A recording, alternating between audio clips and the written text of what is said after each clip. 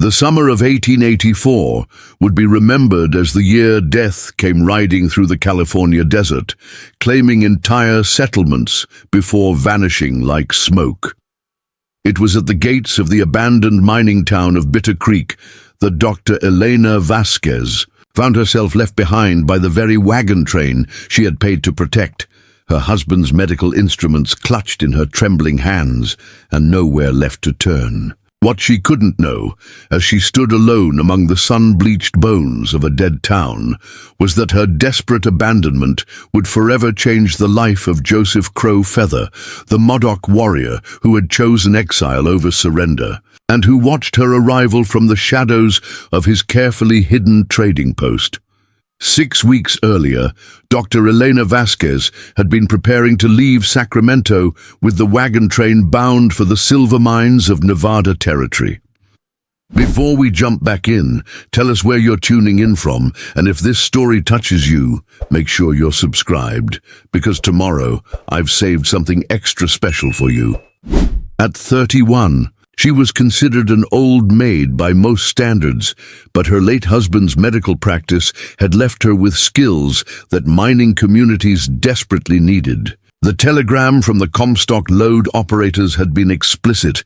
They would pay handsomely for a qualified physician willing to establish practice in the rough mining camps. Elena had sold everything she owned to finance the journey west. Her husband, Thomas, had died 3 years earlier in a cholera outbreak that swept through their small Missouri town, leaving her with nothing but his medical books, surgical instruments, and a reputation as the woman who had tried to practice medicine without proper credentials. The medical establishment in Missouri had made it clear that a woman, even one trained by her physician husband, would never be accepted as a legitimate doctor. The West promised something different. In the mining camps and frontier settlements, competence mattered more than convention. A doctor who could remove bullets, set bones, and deliver babies would find welcome regardless of gender, or so the recruiters had promised. Elena had joined the Hartwell wagon train in Sacramento, paying the substantial fee of $200 for passage and protection to Virginia City. The wagon master, Jeremiah Hartwell, was a weathered man in his 50s who had made the journey dozens of times. His reputation for getting people safely across the desert was legendary, which was why Elena had chosen his train despite the high cost. The first 3 weeks of travel had gone smoothly. The wagon train consisted of 23 families and individual travelers, all bound for various destinations in Nevada Territory. Elena had quickly established herself as the unofficial medical officer for the group, treating everything from dysentery to broken bones with the skill that had earned her grudging respect even from those who disapproved of her unconventional career. But it was in the 4th week that everything began to unravel. The train had stopped to water at a spring near the abandoned settlement of Bitter Creek when the first cases appeared. High fever, violent chills, and a distinctive rash that Elena recognized with growing horror. Typhus. The disease that could wipe out entire communities within days. Elena had immediately quarantined the affected families and implemented strict sanitation protocols, but panic spread faster than medicine. When 3 people died on the same night, including a young mother with 2 small children, the other travelers began to whisper. Some blamed the contaminated water at Bitter Creek. Others pointed to Elena herself, suggesting that her medical interventions had somehow made things worse. The breaking point came when Jeremiah Hartwell's own wife fell ill. Elena had worked through the night trying to save her, administering every treatment she knew, but Catherine Hartwell died just before dawn on the 28th day of their journey. The wagon master's grief transformed into rage. "This is your fault," he told Elena as they stood over his wife's grave in the desert sand. "Your medicines, your meddling. Catherine was healthy when we left Sacramento." Elena tried to explain that typhus was carried by lice, that it had nothing to do with her treatments. But grief and fear had made the entire wagon train deaf to reason. When 2 more people died that day, the other travelers held a meeting. Elena wasn't invited, but she could hear the heated discussions through the canvas walls of her wagon. The vote was unanimous. Dr. Elena Vasquez was to be left behind at the next settlement they encountered.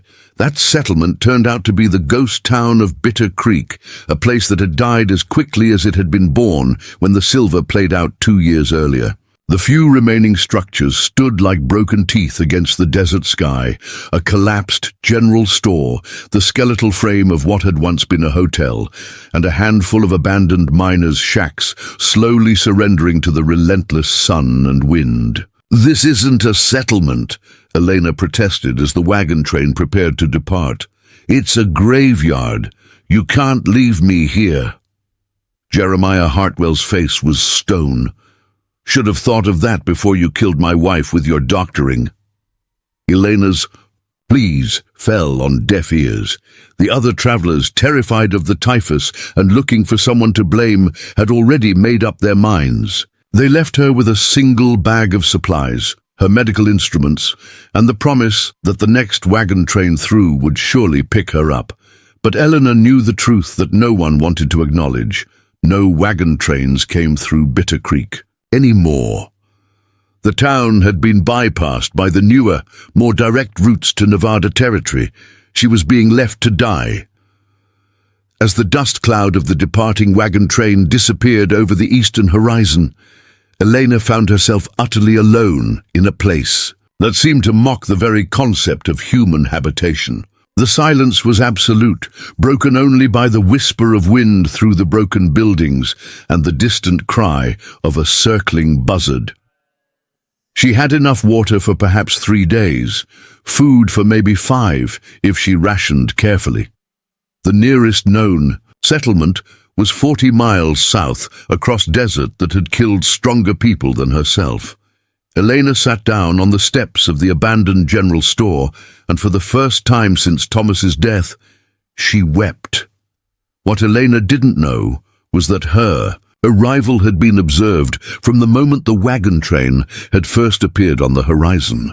Joseph Crow Feather had been tracking their progress for 2 days, watching from concealed positions as the group of white travelers made their slow way across his territory. At 28, Joseph was considered an outcast by both his own people and the white settlements that dotted the region. 5 years earlier, he had been among the last Modoc warriors to surrender after the bloody conflict that had cost his people their homeland. But unlike most of his surviving relatives, who had been relocated to the Quapaw Agency in Indian Territory, Joseph had refused to board the trains that would take him to the reservation.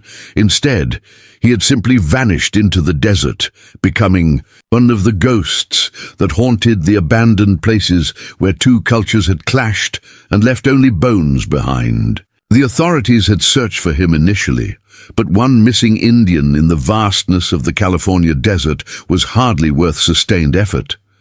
Eventually, they had given up and listed him as presumed dead. Joseph had spent those 5 years learning to survive in places where survival seemed impossible. He had established a network of hidden camps and supply caches throughout the region, and had gradually built a small but profitable trading operation with the Mexican prospectors and Chinese miners who worked the played-out claims that white miners had abandoned. His main base was a carefully concealed trading post built into a natural cave system about 2 miles from Bitter Creek. From the outside, it appeared to be just another rock formation, but inside, Joseph had created a surprisingly comfortable and well-supplied headquarters. He traded in information as much as goods, serving as a neutral intermediary between the various groups that moved through the desert: prospectors, outlaws, legitimate travelers, and the occasional band of Apache raiders passing through on their way to or from Mexico. Preparing and narrating this story took us a lot of time, so if you are enjoying it, subscribe to our channel. It means a lot to us now. Back to the story. Joseph had watched the drama with the wagon train unfold, with the detached interest of someone who had seen too much human cruelty to be easily surprised. He had observed through his spyglass as the sick were buried, as arguments erupted around the evening fires, and as the woman with the medical bag worked tirelessly to save lives that might already be beyond saving. When he saw them abandon her, at Bitter Creek, Joseph felt something he hadn't experienced in years. Surprise, not at the cruelty, that was all too familiar, but at the woman's reaction. She had not raged or pleaded or fallen into hysterics. She had simply sat down and faced her situation with a dignity that reminded him uncomfortably of his own grandmother, who had faced her own abandonment with similar stoic grace. Joseph spent the rest of that day debating with himself. His survival depended on remaining invisible, on not getting involved in the affairs of white travelers. Every instinct told him to let nature take its course, as it had so many times before in this unforgiving land. But as evening approached, and he watched the woman organizing her meager supplies with methodical precision, something in her calm competence stirred a memory. His sister, Running Deer, had moved the same way when preparing medicines for the sick. She had possessed the same focused determination, the same refusal to surrender to despair, even when death seemed certain. Running Deer had died of smallpox on the forced march to Indian Territory, but not before passing on her knowledge of healing plants and traditional medicine to her younger brother. Joseph had never expected to need such knowledge, but the desert had taught him that survival often depended on skills you never thought you'd use. As darkness fell over Bitter Creek, Joseph Crowfeather made a decision that would change both their lives forever. He would approach the abandoned woman, not to rescue her. That would be too dangerous for both of them, but to observe her more closely. If she proved to be merely another helpless white settler, he would leave her to her fate. But if she possessed genuine skills, genuine strength, then perhaps there was a way they could both benefit from an arrangement. The desert had taught Joseph that survival sometimes required unlikely partnerships. He was about to discover just how unlikely partnerships could be. Elena's first night alone in Bitter Creek was a masterclass in controlled terror. Every sound, the settling of old wood, the skitter of small animals, the distant howl of a coyote, seemed amplified in the absolute silence of the dead town. She had taken shelter in what appeared to be the most structurally sound building, the former assay office, and had barricaded herself inside with furniture salvaged from other buildings. She had no fire, not wanting to attract the attention of any predators, human or otherwise, that might be drawn by the light. Instead, she wrapped herself in the single blanket the wagon train had left her and tried to think logically about her situation. Water was the immediate concern. The well behind the general store might still be functional, though she had no way to test whether the water was safe to drink.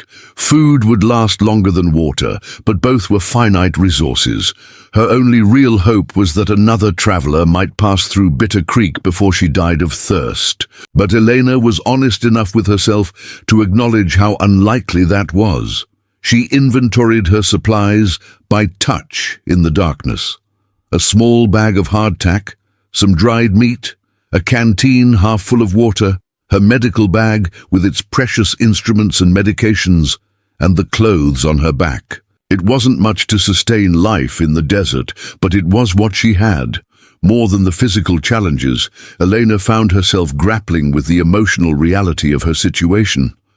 She had been abandoned by people she had tried to help, blamed for deaths she had fought desperately to prevent.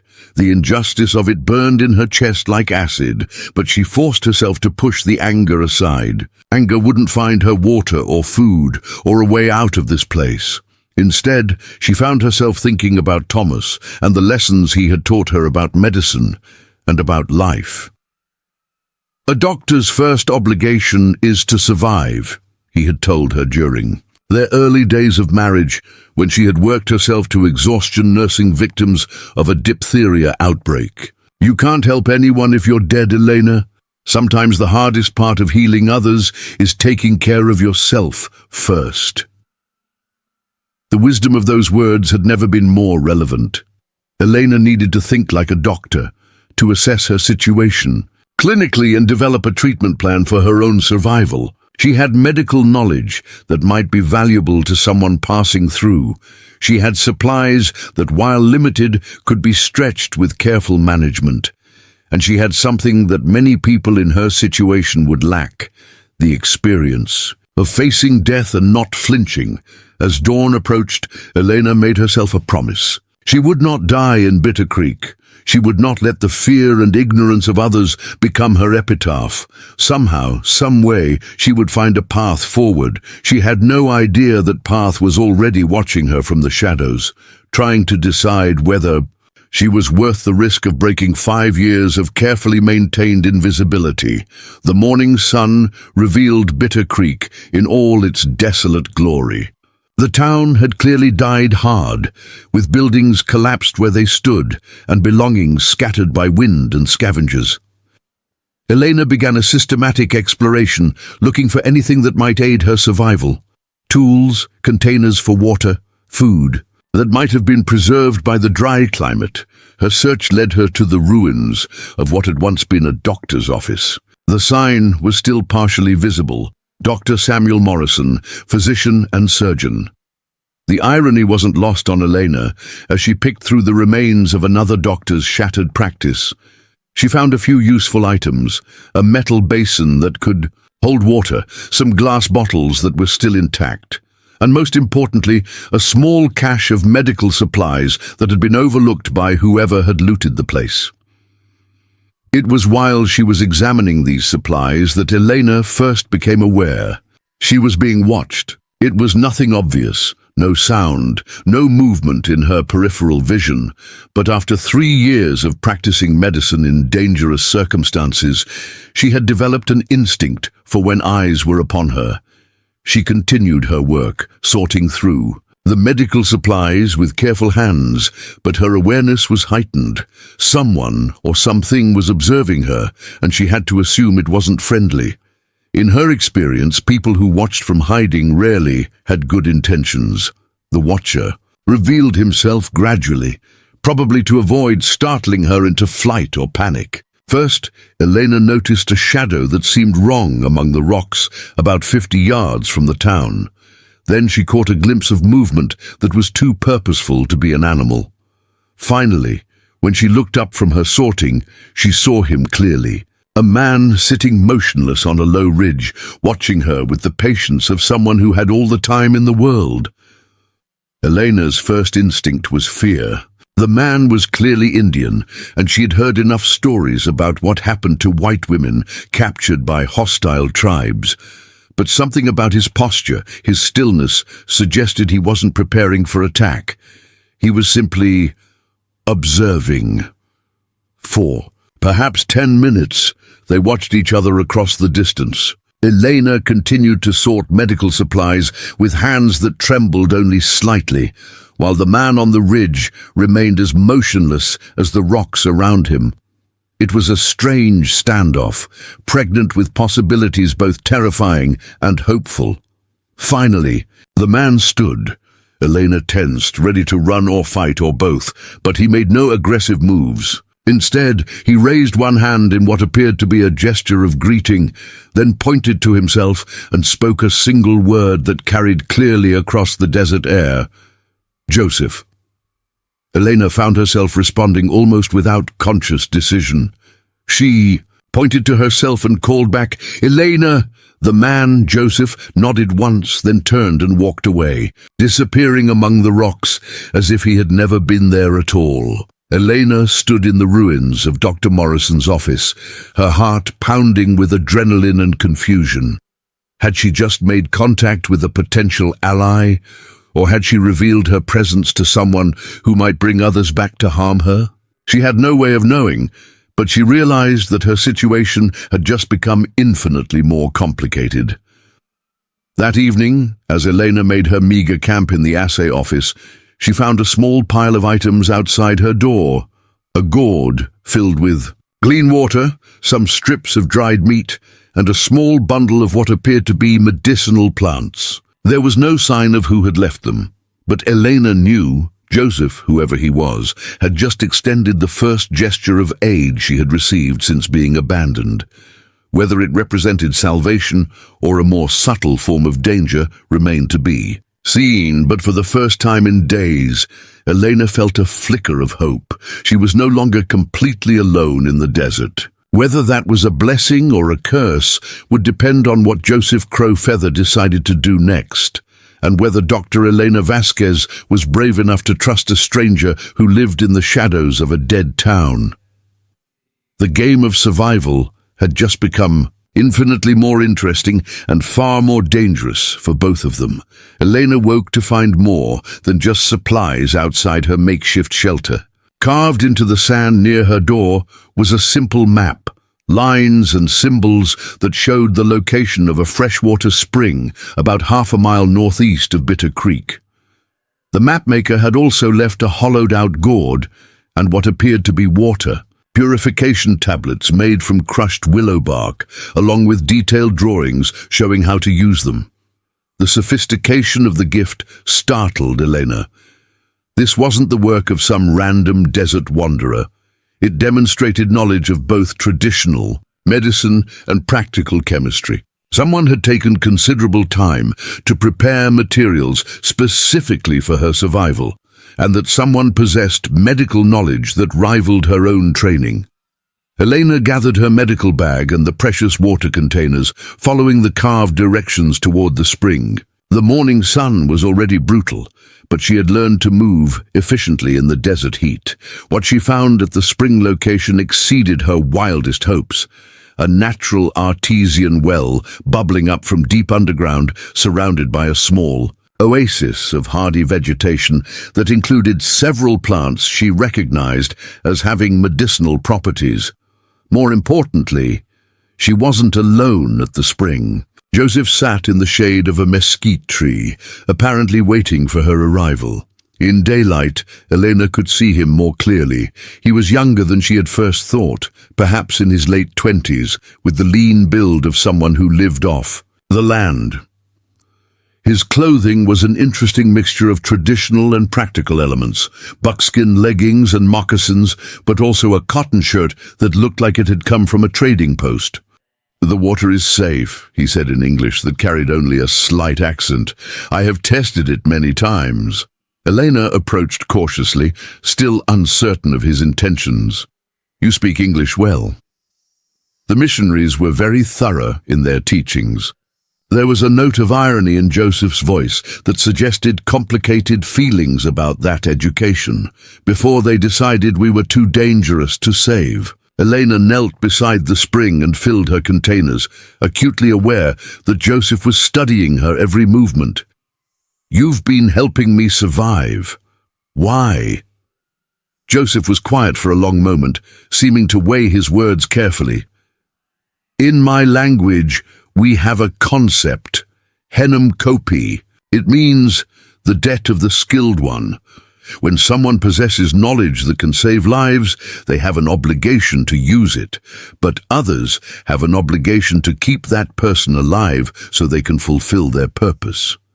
Elena paused in her water, or gathering. "You think I have knowledge worth preserving? I watched you with the sick people in the wagon train. You knew things the others did not. You fought to save lives even when they blamed you for the deaths."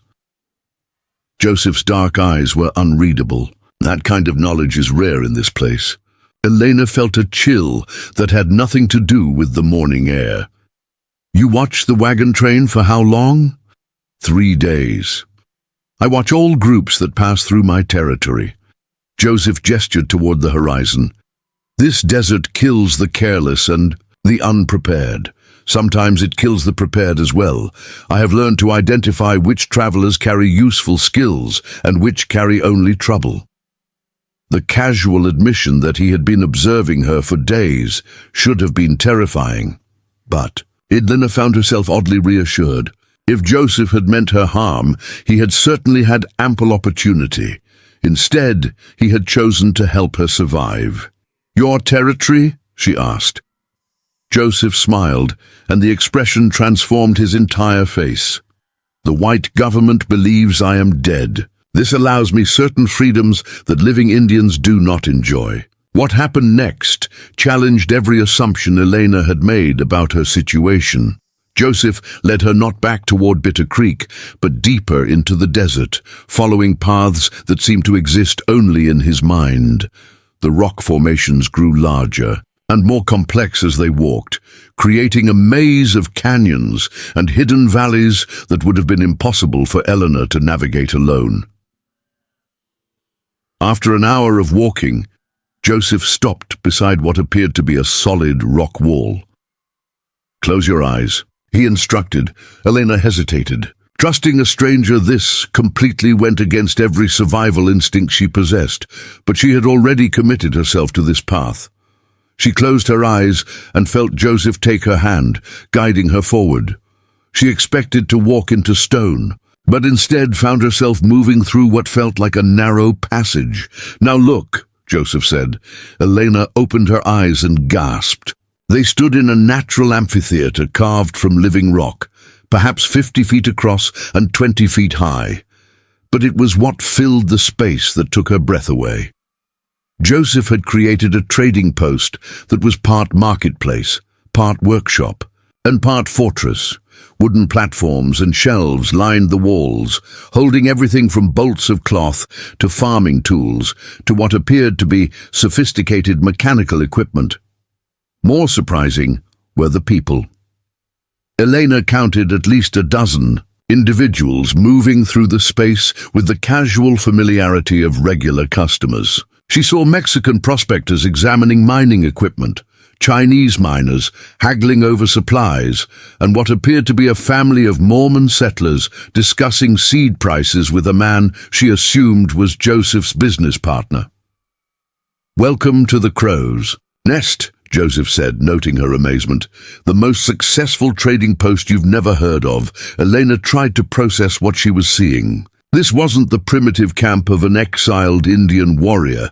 This was a sophisticated commercial operation that clearly served a wide variety of customers. The level of organization and the quality of goods suggested business relationships that extended far beyond the local desert communities. "How is this possible?" she asked. "How do people find this place?" "They don't find it, I find them." Joseph gestured toward a series of narrow passages that led off from the main chamber. "This entire rock formation is honeycombed with natural caves and passages. Some connect to other valley systems 20 miles away. I can move through this network and observe travelers for days before they even know I exist." Elena began to understand the true scope of Joseph's operation. He wasn't just a trader. He was an intelligence broker, someone who knew the movements and intentions of every group that passed through this region of the desert. That knowledge would be incredibly valuable to the right buyers. And the authorities don't know about this. Joseph's smile was grim. The authorities assume that one Indian alone in the desert must be either dead or living like an animal. They cannot imagine something like this because they cannot imagine that we are capable of creating it. Elena watched the bustling activity around them and realized she was witnessing something remarkable, a completely hidden economy that existed parallel to the official territorial commerce, serving communities and individuals who couldn't or wouldn't participate in the conventional trading systems. "Where do I fit into all this?" she asked. Joseph's expression grew serious. "That depends on what you want from life, Dr. Elena Vasquez." Joseph led Elena to a quieter section of the trading post, a natural alcove that had been converted into what appeared to be a comfortable office. Maps covered one wall, showing not just the official territorial boundaries, but also the locations of hidden water sources, safe camping areas, and the routes used by various groups moving through the region. "Sit," Joseph said, gesturing to a chair that looked like it had come from an expensive furniture maker. "We need to discuss your situation honestly." Eleanor settled into the chair, noting that even here in this hidden cave, Joseph had surrounded himself with quality goods. This was clearly a man who appreciated fine things and had the resources to acquire them. "Your wagon train abandoned you because they feared the disease you were treating," Joseph began. "They blamed you for deaths that would have happened regardless of your intervention. This tells me two important things about you." Elena waited, recognizing that Joseph was someone who chose his words carefully. "First, you have genuine medical knowledge. I watched you treat those people, and your methods were sound, even when they failed to save lives. Second, you continued, trying to save people even when it became dangerous for you to do so. That suggests a level of dedication that is rare." Joseph moved to the map wall, pointing to various locations marked with different symbols. "I provide services to communities throughout this region. Miners who work claims too remote for regular supply runs. Mexican families who have been farming in hidden valleys for generations. Chinese workers who are not welcome in the white settlements. Mormons who prefer to avoid contact with territorial authorities." Elena began to see where this was leading, and these communities need medical care, desperately. The nearest official doctor is 80 miles south in Bakersfield, and he will not treat Indians, Chinese, or Mexicans. "When people in my network get sick or injured, they often die simply because there is no one available who knows how to help them." Joseph turned back to face Elena directly. "I am proposing a partnership. You establish a medical practice here, serving the communities. I provide everything you need: supplies, equipment, protection, payment. In return, you provide medical services to people who have nowhere else to turn." Elena felt her heart rate increase. The offer was both exciting and terrifying. "What kind of practice are we talking about?" Joseph walked to a storage area and began pulling out items that made Elena's eyes widen. Medical supplies of a quality she hadn't seen since her husband's death. Surgical instruments, medications, even what appeared to be a complete surgical kit still in its original packaging.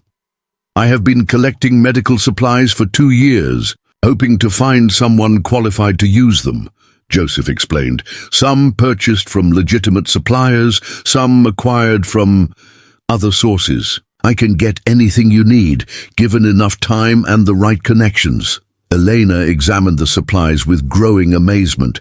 These weren't the basic first aid materials she had expected. They represented a complete medical practice, with equipment that would have been impressive in a major city hospital. "Where did all this come from?" Joseph's smile was enigmatic. "I told you I was in the intelligence business. Information is valuable, but it must be exchanged for something.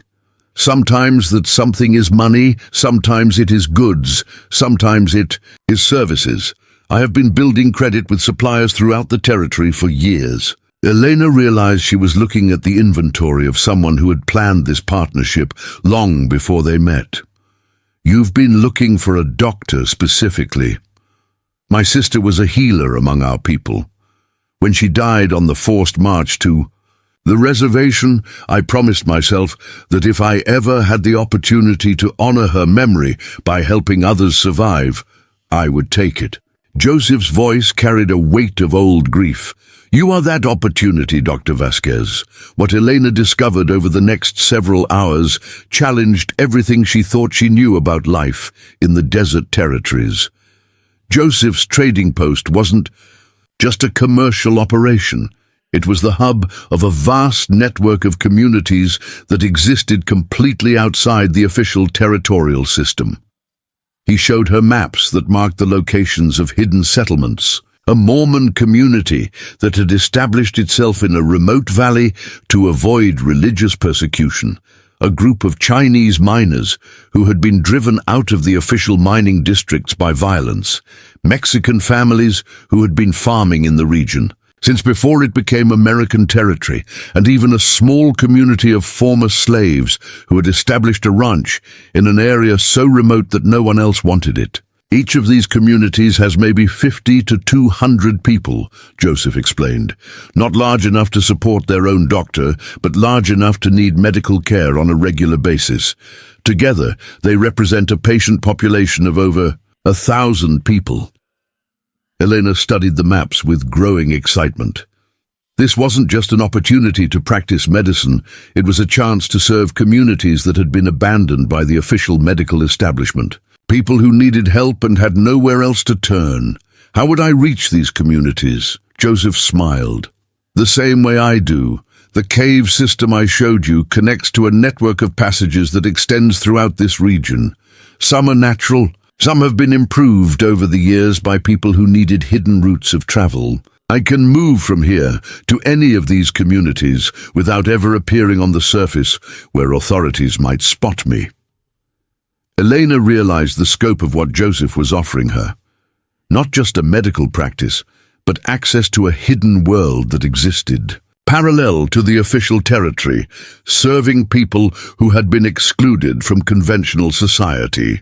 And payment. These communities don't look wealthy. Wealth takes many forms out here. The Mormon community produces some of the finest textiles in the territory. The Chinese miners have access to precious metals that never make it to the official markets. The Mexican farmers grow crops that can't be found anywhere else. The former slaves raise cattle that command premium prices from buyers who don't ask too many questions about their origins. Joseph gestured to the busy trading post around them. I coordinate the exchange of goods and services between these communities. The Mormon family that needs medical care might pay with cloth that I then trade to the Chinese miners for silver that I use to purchase medical supplies from suppliers in San Francisco. Everyone gets what they need, and no one has to interact with the official territorial system. Eleanor began to understand that Joseph had created something remarkable, a complete alternative economy that served people who had been excluded from the mainstream society. And he was offering her the chance to be the medical cornerstone of that system. What would you get out of this partnership? She asked. Joseph was quiet for a moment, seeming to consider how much to reveal. My people are gone. My family is dead. My homeland has been taken. But I learned something from the missionaries before they decided I was too dangerous to save, that individual actions can have meaning even when everything else has been lost. He met Eleanor's eyes directly. If I can create a place where people who have been abandoned by society can still receive the medical care they need, then perhaps my sister's death will have served some purpose. Perhaps my survival will mean something more than just outlasting my enemies. Elena felt something shift inside her chest. This wasn't just a business proposition. It was a chance to be part of something meaningful, to serve people who genuinely needed help instead of competing for wealthy patients who had multiple options for care. I would need to see these communities myself before I could commit to anything, she said. Joseph nodded. I expected that. We can begin tomorrow if you're willing, but I should warn you, once you enter this world, it becomes difficult to leave. The authorities don't look kindly on people who serve communities they consider to be outside the law. Elena thought about the wagon train that had abandoned her, about the medical establishment in Missouri that had refused to recognize her skills, about all the times she'd been told that her dedication to helping people was inappropriate for someone of her gender and background. I was abandoned by the legal world already, she said. Maybe it's time I found a place where dedication to healing is valued more than social conventions. Joseph's smile was the first completely genuine expression she had seen from him. Then, welcome to the Crow's Nest, Dr. Elena Vasquez. I think you're going to find this partnership more interesting than anything you experienced in the official world. As if summoned by their agreement, a commotion at the main entrance to the trading post interrupted their conversation. Elena heard urgent voices speaking in rapid Spanish and saw Joseph's expression immediately shift to one of alert concern. "Medical emergency," he said, moving quickly toward the sound. "Your first case, if you're willing." Elena grabbed her medical bag and followed Joseph toward the entrance. What she found there was a scene of controlled chaos. A Mexican family had arrived, carrying a young boy who appeared to be unconscious. The father was speaking rapidly to Joseph in Spanish, while the mother held the child with tears streaming down her face. "What happened?" Elena asked, immediately moving to examine the boy. "Snake bite," Joseph translated. "Diamondback rattler about 2 hours ago. They rode hard to get here." Elena knelt beside the child, noting the swelling and discoloration around what appeared to be a bite mark on his left ankle. The boy was perhaps 8 years old, and his breathing was shallow and labored. Classic symptoms of rattlesnake envenomation, and they were running out of time. "I need a clean surface to work on, and boiling water immediately," Elena said, her training taking over completely. "Also, do you have any whiskey or other strong alcohol?" Joseph immediately began giving orders in Spanish to his assistants, while Elena continued her examination. The child's pulse was rapid and weak, his skin was clammy, and the swelling was continuing to progress up his leg.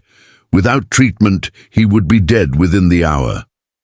"What's his name?" Elena asked the parents, in her basic Spanish. "Miguel," the mother sobbed. "Por favor, señora doctora, save my boy." Elena felt the familiar surge of determination that had driven her throughout her medical career. This was why she had studied medicine, why she had fought to continue practicing. Despite all the obstacles, moments like this, when her knowledge could mean the difference between life and death. "We're going to save him," she told the parents, with more confidence than she felt. "But I need you to trust me and do exactly as I say." What followed was the most challenging surgery Elena had performed since her husband's death. Working with improvised equipment in a cave trading post, she had to extract venom from the boy's system while fighting against time and the limitations of her supplies.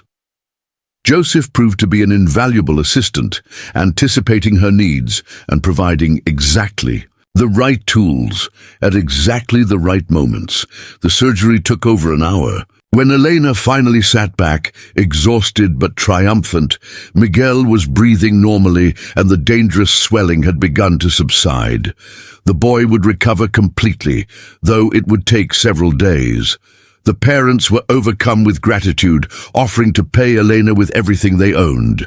She accepted a modest fee and assured them that Miguel would receive follow-up care until he was completely healed. As the family settled in to keep watch over their son, Joseph approached Elena with an expression of profound respect.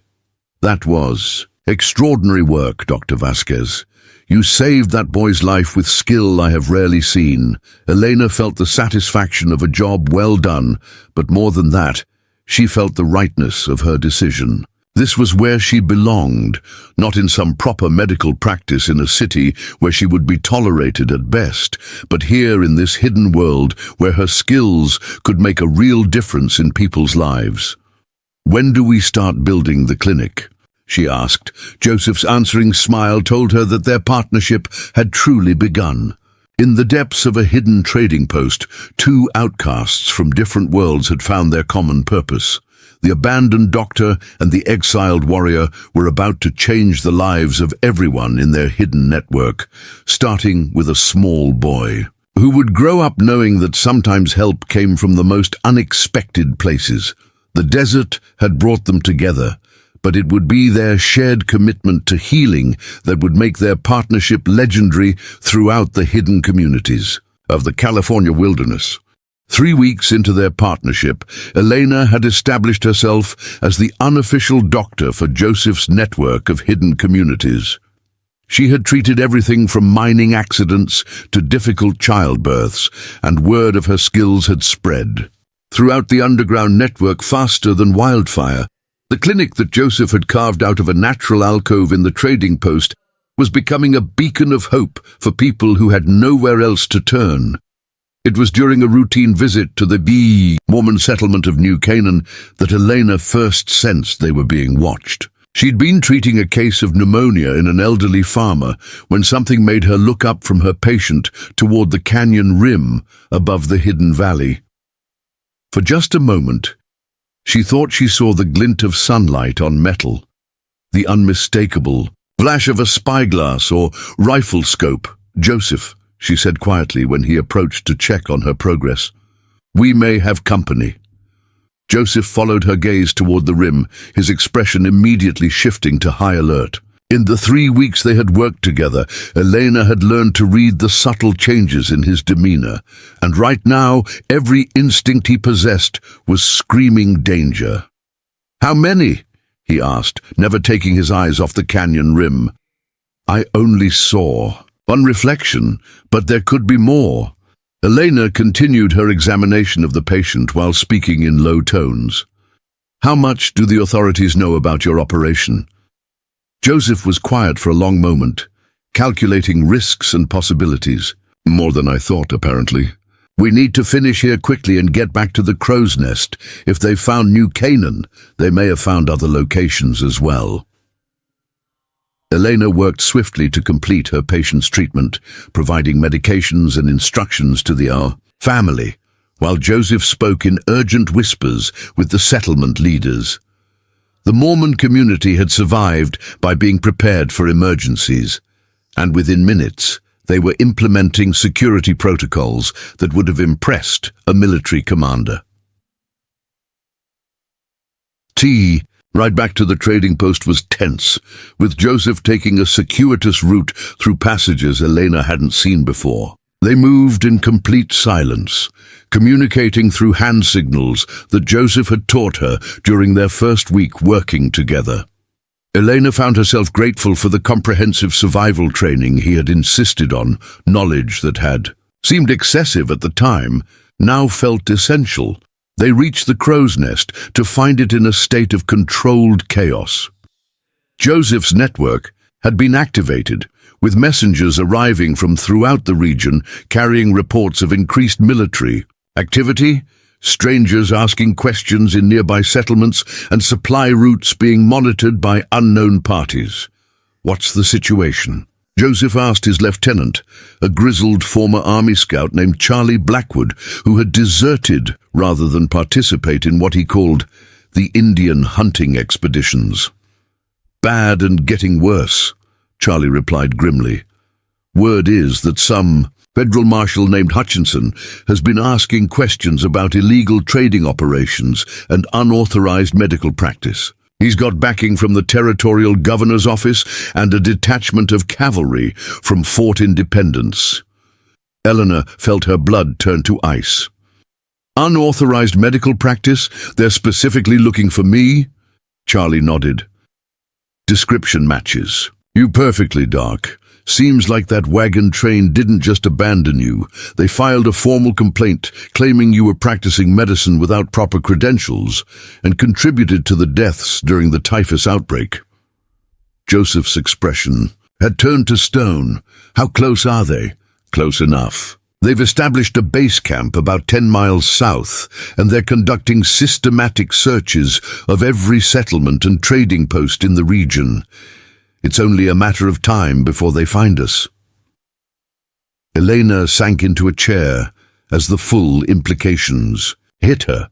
She had found a place where her skills were valued and needed, where she could make a real difference in people's lives, and now it was all about to be destroyed by the same prejudice and fear that had driven her from Missouri. "I have to leave," she said quietly. "If I'm gone, there's no reason for them to bother your network." Joseph turned on her with an intensity that made Elena step back. "You think running will solve this? That abandoning these communities will somehow make the authorities forget about our operation?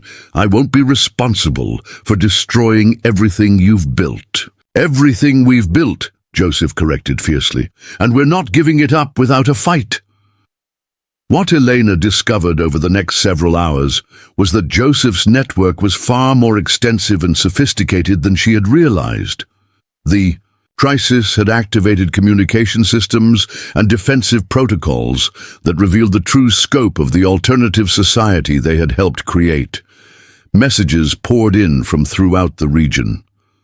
The Chinese mining community had gone into full defensive mode, sealing tunnel entrances and preparing to disappear into mine shafts that connected to underground water systems. The Mormon settlement had activated plans to appear completely abandoned within hours, with every trace of recent habitation carefully hidden. The Mexican farming communities were preparing to retreat to mountain valleys so remote that even Joseph had never visited them, but the news wasn't all defensive. Some of the communities were preparing to fight. The Santos family has 50 armed men ready to ride, reported Maria Santos, the matriarch of the largest Mexican ranch in the network. The federal marshal has been threatening our people, claiming we're harboring fugitives and operating outside territorial law. We've dealt with this kind of persecution before.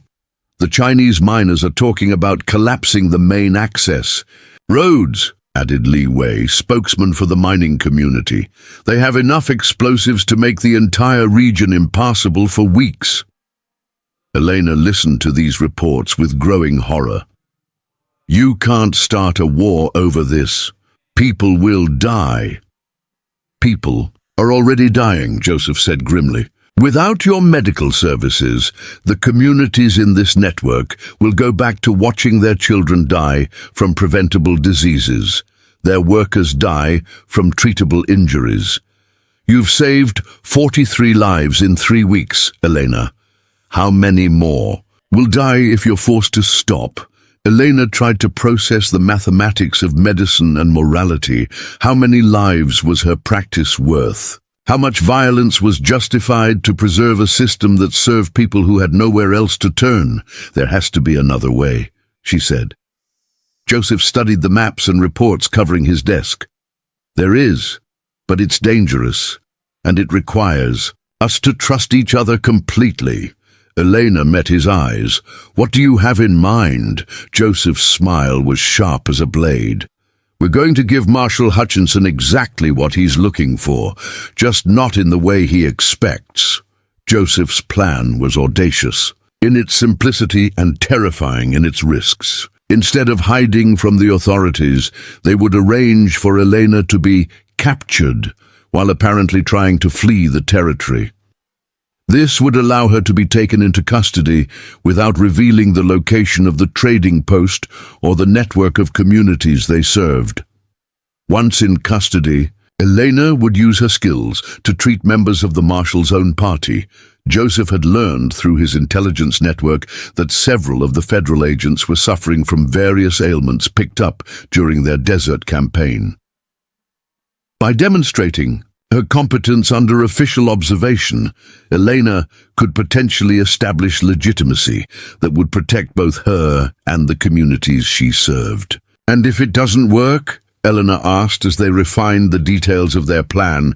Joseph's expression was sober. Then we disappear into the deep desert and start over somewhere else. But we don't abandon the people who depend on us. The first phase of the plan required Elena to separate from Joseph and travel toward what appeared to be an escape route toward Mexico. Joseph would track her from a distance, ready to intervene if things went wrong, while also monitoring the federal agents' response. Elena set out before dawn, following a route that would take her through terrain where she could plausibly be attempting to flee the territory. She carried only basic supplies and her medical bag, playing the role of a desperate fugitive trying to reach sanctuary across the border. The capture happened exactly as Joseph had predicted. Marshal Hutchinson's men intercepted Elena at a waterhole about 15 miles south of Bitter Creek, surrounding her with an efficiency that suggested considerable experience in manhunting operations. Dr. Elena Vasquez, Marshal Hutchinson announced. as his men secured her hands. "You're under arrest for practicing medicine without proper credentials, contributing to the deaths of territorial citizens, and operating in violation of federal regulations governing medical practice in territorial jurisdictions." Elena played her role perfectly, appearing defeated and resigned while carefully observing her captors. What she saw concerned her. Several of the federal agents showed signs of illness or injury that were being ignored or inadequately treated. Marshal Hutchinson himself had a persistent cough that suggested respiratory infection, while one of his cavalry escorts was clearly favoring an injured leg. "I assume you'll be taking me back to Sacramento for trial," Elena said.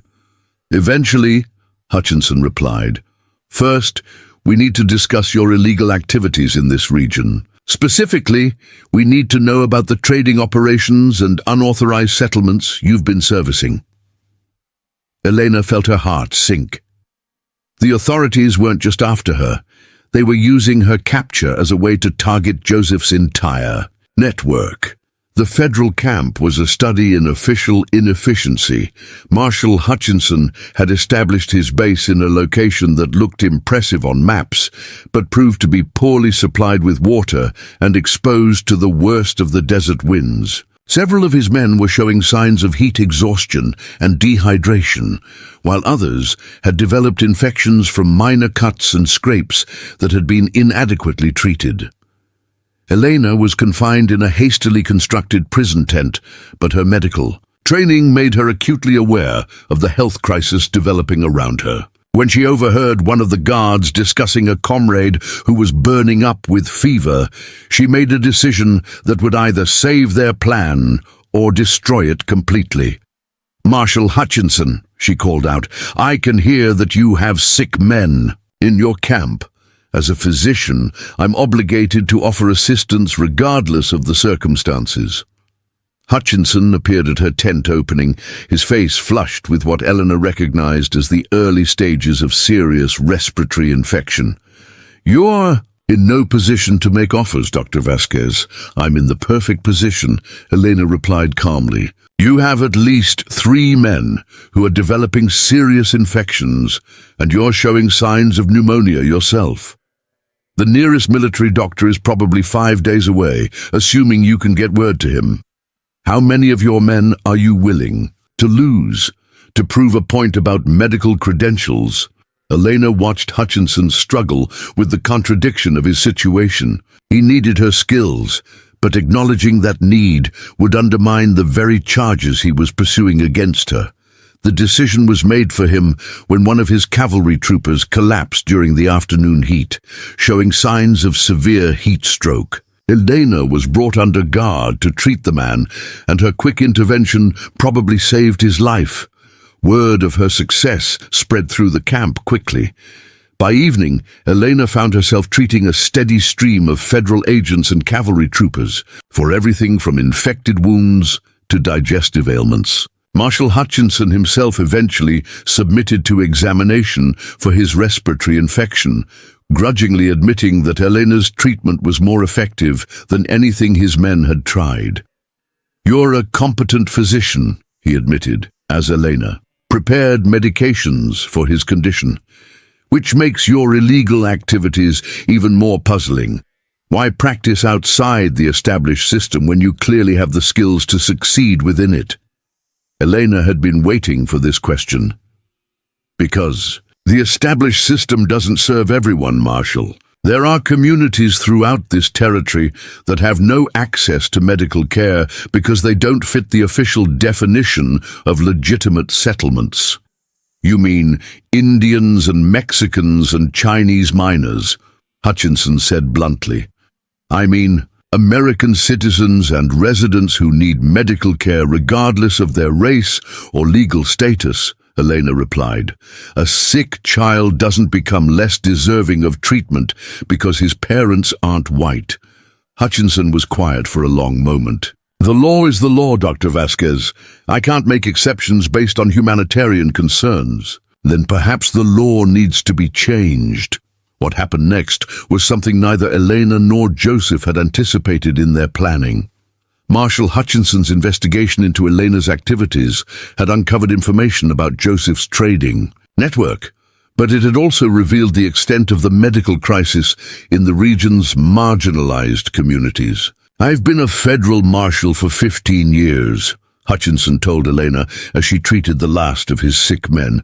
"I've seen a lot of situations where the letter of the law conflicted with common sense and basic decency.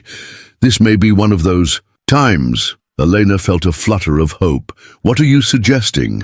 "I'm suggesting that there might be a way to resolve this situation that serves everyone's interests. You get to continue practicing medicine, the communities you serve continue to receive care, and the territorial government gets to claim that it's bringing law and order to the region."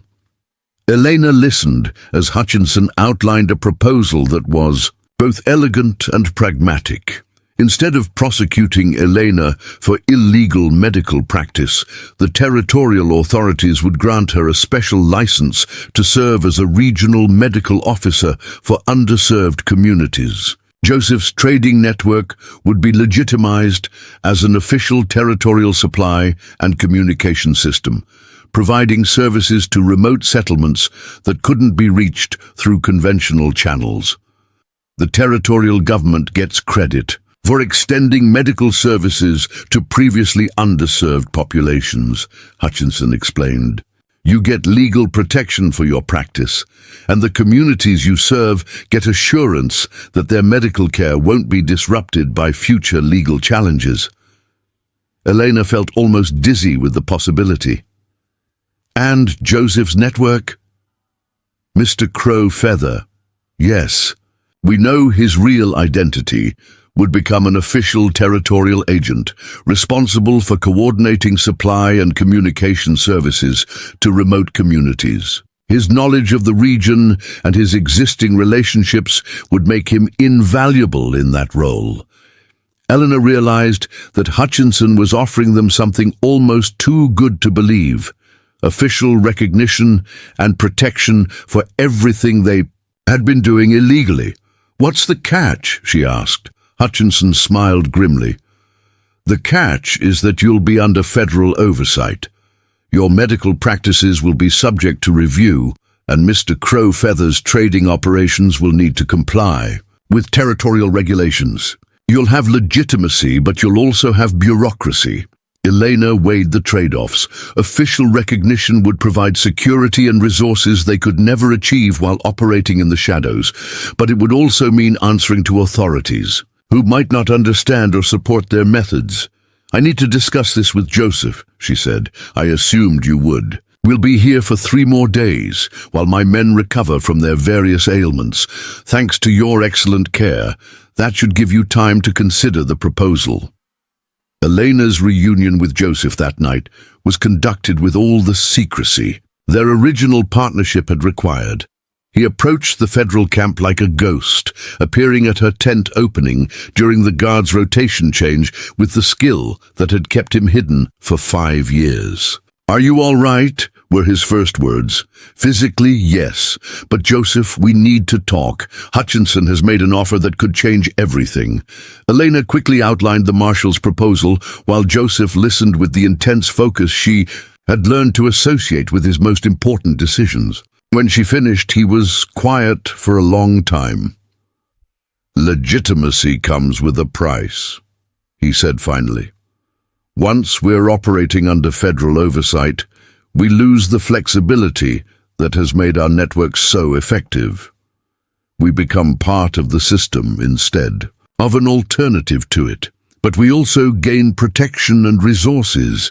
We could expand our services, treat more people, establish permanent medical facilities instead of operating out of hidden caves." Joseph nodded slowly. "The question is whether the communities we serve will benefit more from legitimacy or from independence.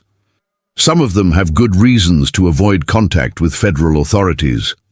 They spent the rest of the night discussing the implications of Hutchinson's offer. Elena found herself arguing for acceptance, seeing the opportunity to practice medicine without constantly looking over her shoulder for federal agents. Joseph was more cautious, understanding the ways. That official recognition could be withdrawn as quickly as it was granted. "There's another factor to consider," Joseph said, as dawn approached. "If we accept this offer, we become part of the territorial government's expansion into regions it has never been able to control. We become tools of the same system that displace my people and marginalize the communities we serve." Elena felt the weight of his concern. Or we become agents of change within that system. We get to influence how federal policy affects these communities instead of just reacting to it. Joseph studied her face in the growing light. "You've already decided, haven't you?" Elena nodded.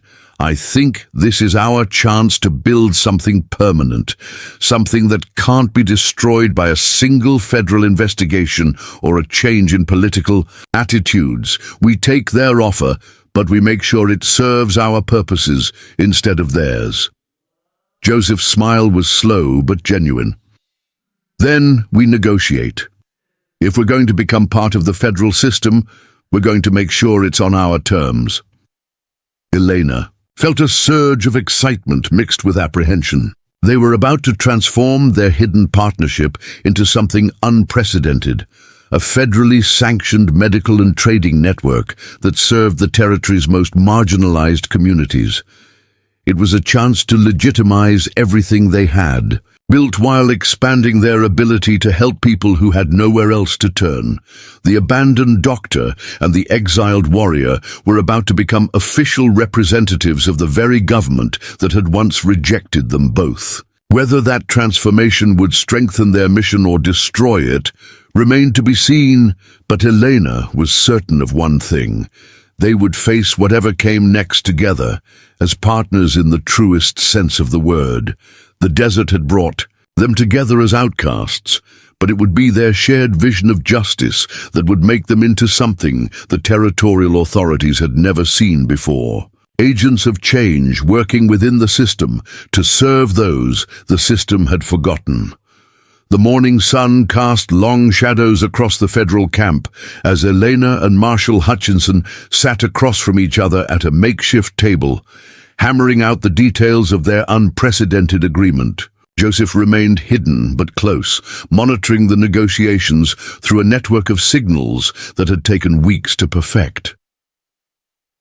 "The Territorial Governor's Office has reviewed my preliminary report," Hutchinson said, shuffling through official documents. "They're intrigued by the proposal, but they want specific guarantees about oversight and accountability." Elena had spent the previous night preparing for this conversation, anticipating every possible objection and condition.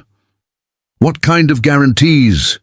"Monthly reports on medical activities, quarterly inspections of facilities, and prior approval for any expansion of services beyond the designated communities."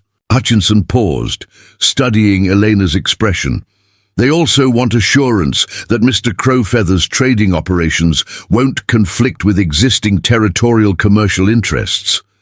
Elena felt the first flutter of concern. The conditions sounded reasonable on the surface, but she could see how they might be used to strangle their operations slowly. "And if we don't meet these requirements to their satisfaction, the licenses can be revoked at any time, and you'd both be subject to prosecution for any violations that occurred during your authorized period of operation." The trap was becoming clearer. Elena realized that Hutchinson was offering them legitimacy, with strings attached, strings that could be pulled tight whenever it became politically convenient to shut them down. "I need to discuss these terms with Joseph," Elena said carefully. Hutchinson nodded. "I assumed you would. But Dr. Vasquez, I should mention that there's been a development you need to know about. My superiors have received additional complaints about your activities." Elena felt her blood chill. "What kind of complaints?" "Seems your former colleagues from that wagon train weren't satisfied with simply abandoning you. They've filed formal charges claiming you deliberately exposed people to typhus, that you were conducting illegal medical experiments, and that you fled to avoid prosecution for multiple deaths." The accusations hit Elena like physical blows. Not only were they false, they were the kind of charges that could destroy any chance of legitimacy and result in a death sentence if proven in court. "Those are lies," Elena said firmly. "I was trying to save those people, not harm them." "I believe you," Hutchinson replied, "but belief isn't the same as legal proof. The territorial authorities are now under pressure to prosecute you for serious criminal charges, not just regulatory violations." Elena understood the shift in dynamics. What had seemed like a negotiation for legitimacy had become a race against time before more serious charges made any agreement impossible. "How long do we have?" "The warrant for your arrest on criminal charges will be issued within the week. After that, I won't have the authority to offer you any kind of deal." Elena's emergency meeting with Joseph took place in the pre-dawn darkness, away from the federal camp and its watchful guards.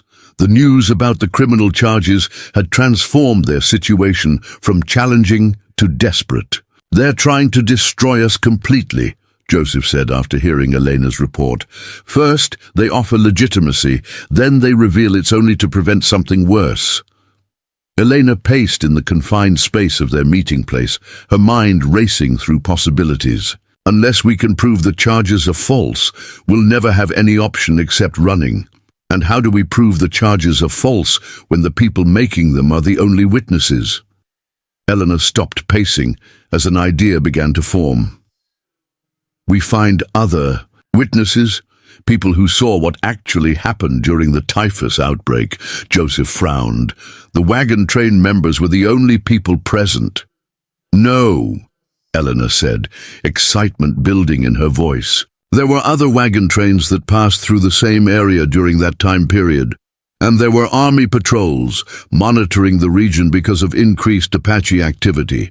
Someone else saw what happened, or at least saw enough to contradict the false accusations." Joseph considered the possibility. Finding those witnesses would require access to military records and travel logs, information that's only available through official channels. Then we use Hutchinson's offer to get access to that information. We accept his deal, but we use our brief period of legitimacy to gather evidence that proves my innocence. The plan was risky beyond measure. They would be placing themselves under federal oversight while simultaneously investigating charges that could result in Elena's execution. If they failed to find exonerating evidence before the criminal warrant was issued, they would have trapped themselves in a system that wanted to destroy them. "There's another problem," Joseph said quietly. "Some of the communities in our network won't trust us once we become official federal agents. They'll see us as having sold out to the system that has oppressed them." Elena felt the weight of that concern. Their entire operation was built on trust, with communities that had every reason to fear federal authorities. Once they accepted official status, that trust might be impossible to maintain. Then we'll have to prove to them that legitimacy can serve their interests instead of betraying them. Joseph studied Elena's face in the dim light. "You're asking me to risk everything we've built on the chance that we can find evidence of your innocence, while maintaining the trust of communities that have good reason to hate the federal government." "Yes," Elena said simply. "That's exactly what I'm asking." Joseph was quiet for a long moment, weighing risks that could result in the destruction of everything he had spent 5 years building. Finally, he nodded. "Then we'd better make sure we succeed." The signing ceremony took place 2 days later, with all the formality that territorial bureaucracy could muster. Elena was granted a special regional medical license that authorized her to provide healthcare services to designated underserved communities. Joseph received official recognition as a territorial supply and communication agent, with authority to coordinate services between remote settlements and territorial authorities. For a brief moment, Elena felt the intoxicating possibility of legitimacy. She was no longer a fugitive practicing medicine in hidden caves. She was an official territorial medical officer with the backing of federal law. The recognition she had sought for years was finally within her grasp. But the celebration was short-lived. Within hours of the signing ceremony, Elena and Joseph discovered that their new official status came with surveillance as well as recognition. Federal agents would be monitoring their activities, territorial inspectors would be reviewing their operations, and every decision they made would be subject to official scrutiny. More disturbing was the reaction from their network communities.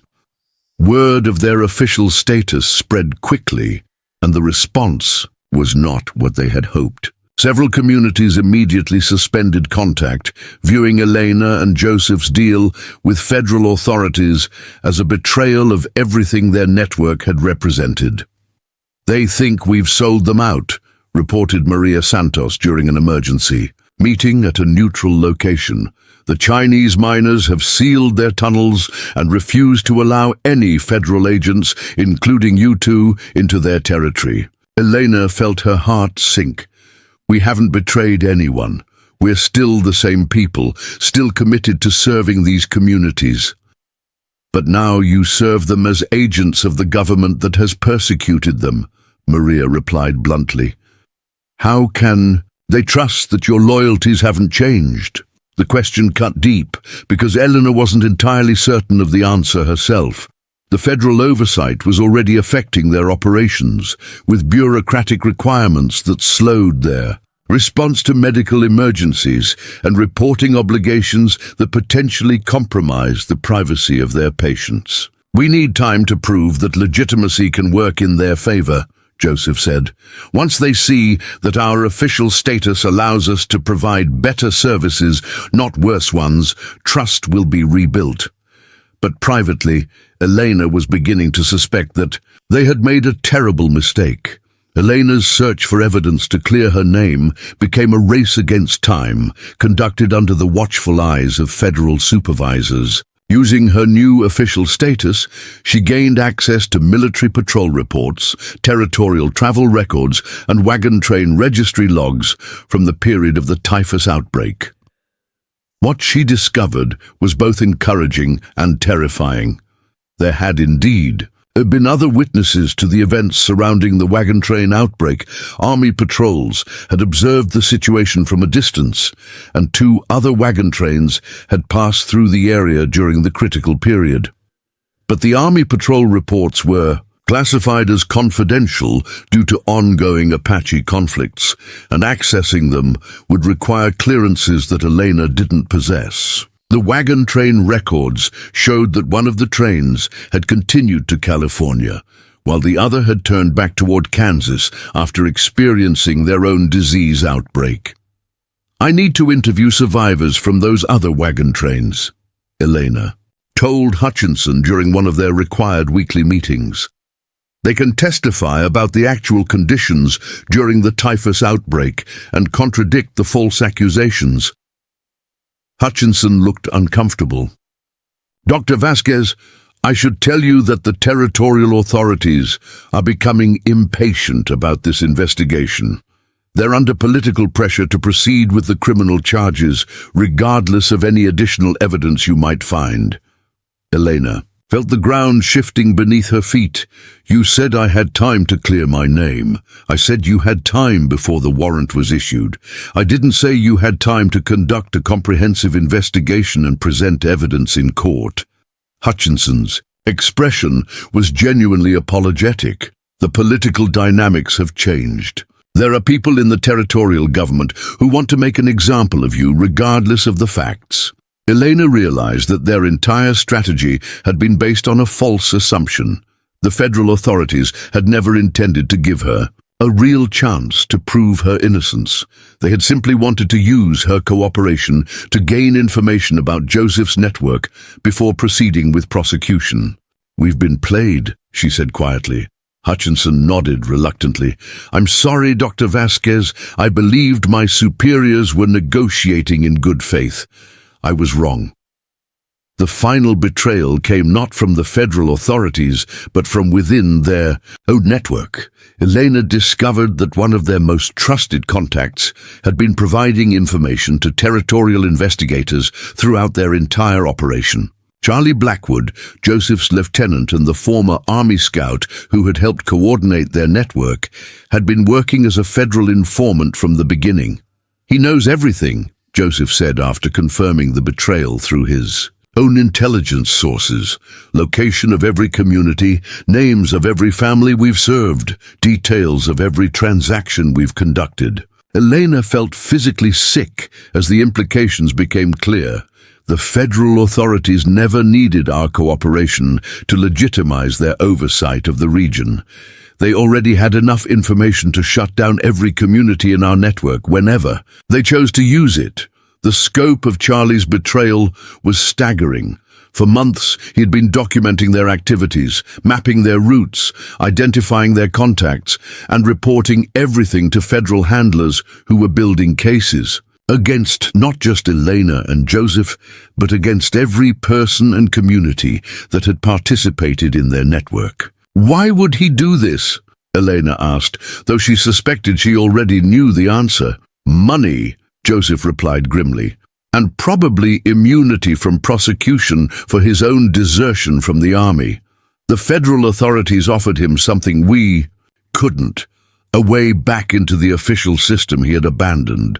Elena realized that their entire operation had been compromised from nearly the beginning.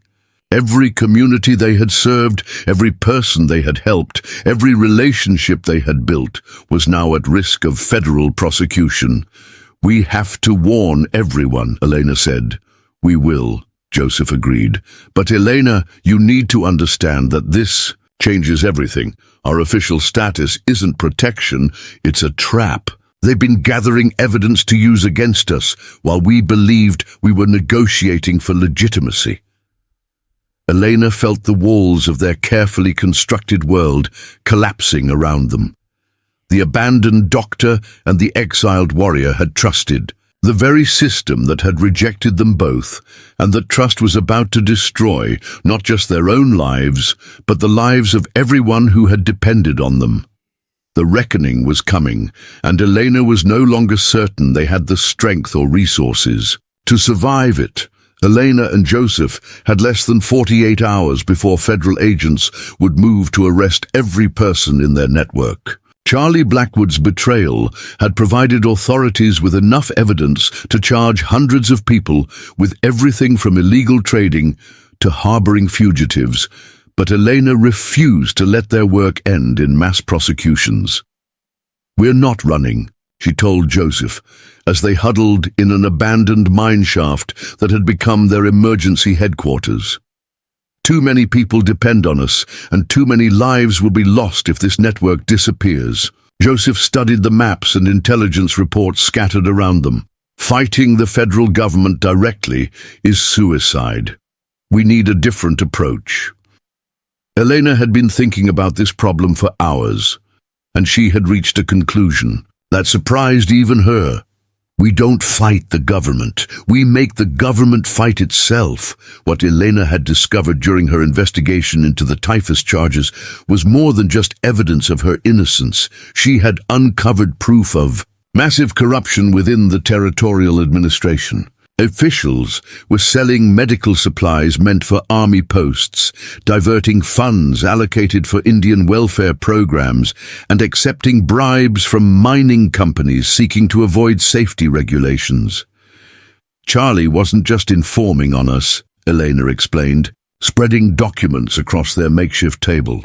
"He was gathering intelligence on federal corruption for someone else entirely. Look at these reports. They detail payoffs, illegal land deals, and medical supply theft worth tens of thousands of dollars." Joseph examined the documents with growing amazement. Who was Charlie really working for? "That's what we need to find out. But whoever it is has been using our network to gather evidence against the same territorial officials who are trying to destroy us." Elena had realized that their situation was far more complex than a simple case of federal persecution. They had been caught in the middle of a power struggle within the territorial government itself, with different factions using their network for their own purposes. If we can identify Charlie's real handlers and understand their agenda, we might be able to turn this situation to our advantage. Joseph looked skeptical. You want to make a deal with people who have been manipulating us from the beginning. I want to make a deal with people who need what we know as much as we need what they can provide. Elena's investigation into Charlie's true loyalties led her through a maze of territorial politics that revealed corruption reaching the highest levels of government. Using her new official status, she accessed files that painted a picture of systematic fraud involving medical contracts, supply chain manipulation, and the deliberate neglect of communities served by their network.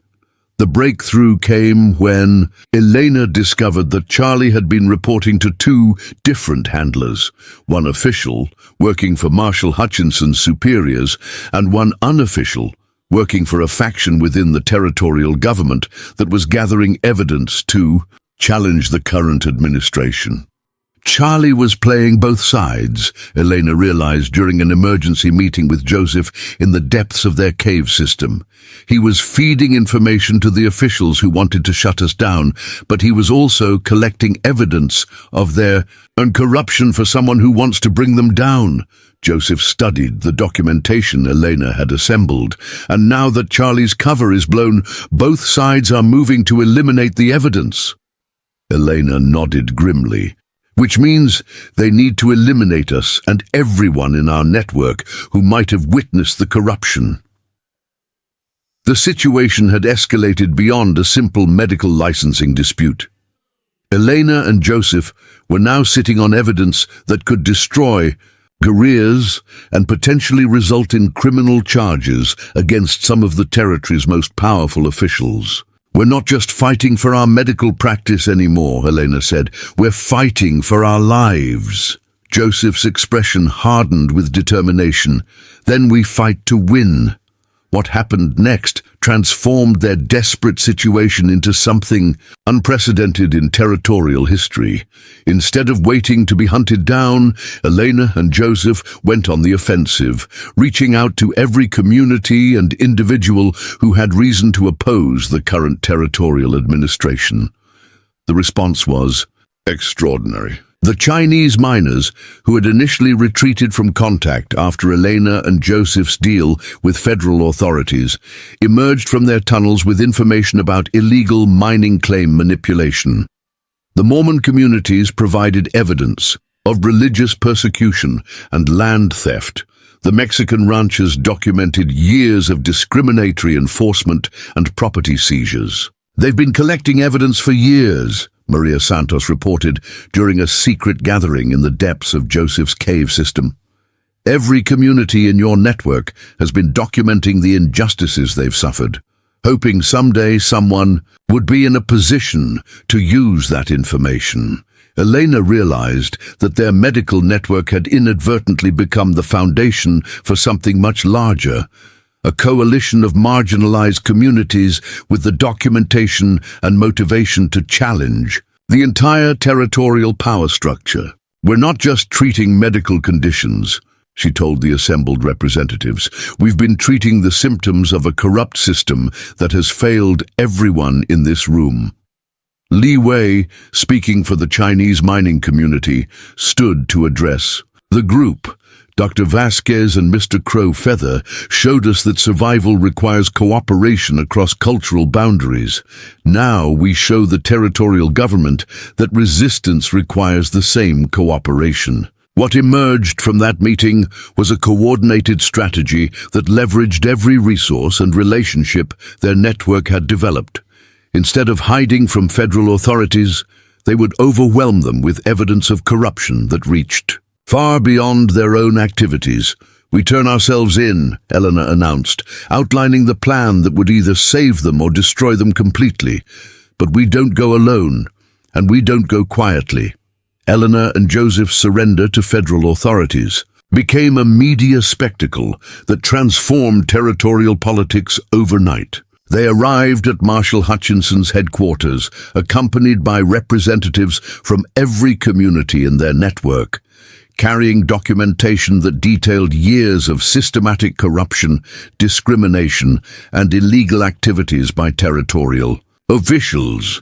"We're here to surrender to the charges against us," Elena announced to the assembled federal agents and territorial officials.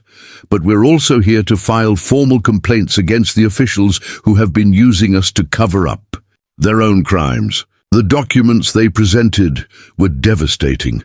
Evidence of medical supply theft that had resulted in deaths at army posts, proof of discriminatory enforcement that had driven legitimate businesses out of the territory, documentation of land fraud that had cheated both white settlers and native communities out of millions of dollars.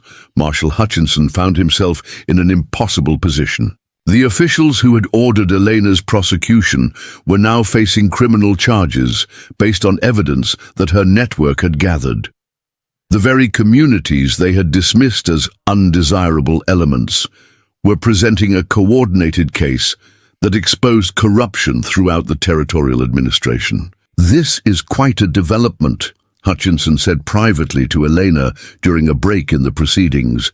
"Your medical practice appears to have uncovered the largest corruption scandal in territorial history." Elena smiled grimly. "Healing communities sometimes requires exposing the infections that have been poisoning them." The political implications were staggering.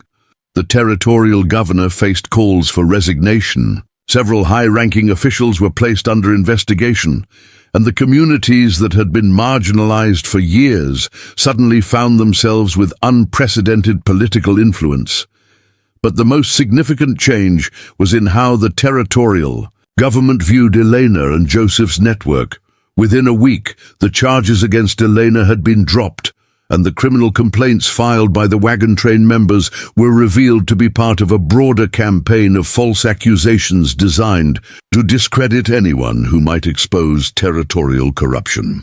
The very officials who had orchestrated Elena's persecution were now under federal investigation themselves.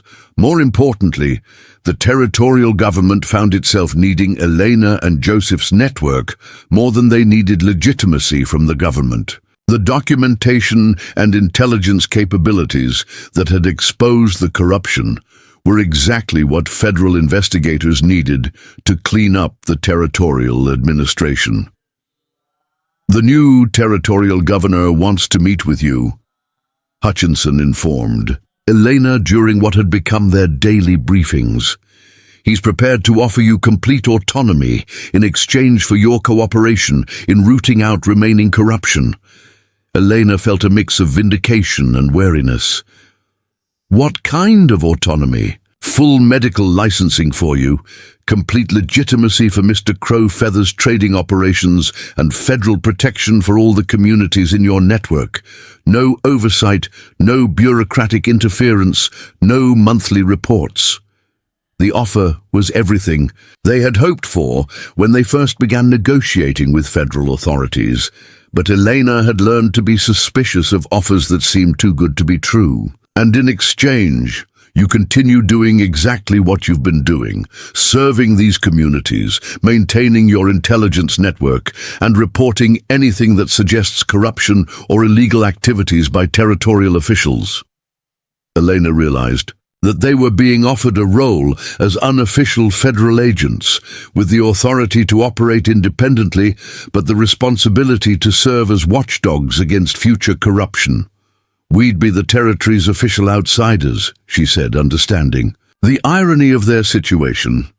Joseph, who had been listening to the negotiations, spoke for the first time.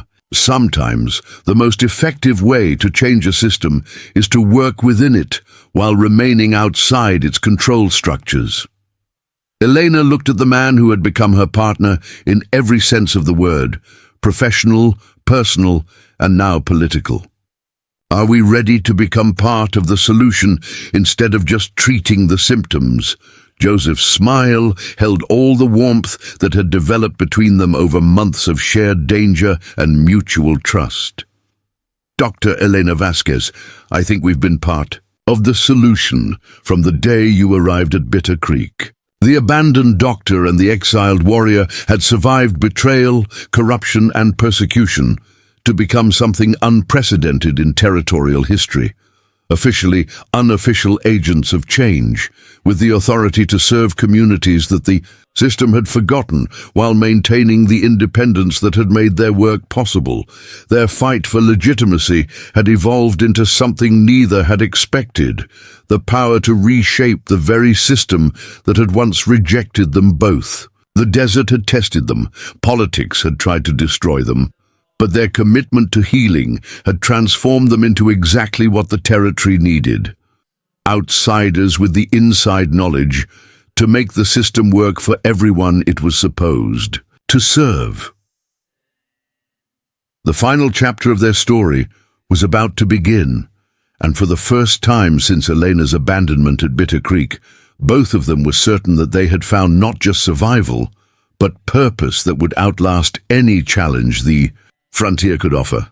The morning sun cast golden light across the sprawling medical complex that had grown around Joseph's original cave system, transforming the hidden trading post into something that defied every convention of frontier medicine.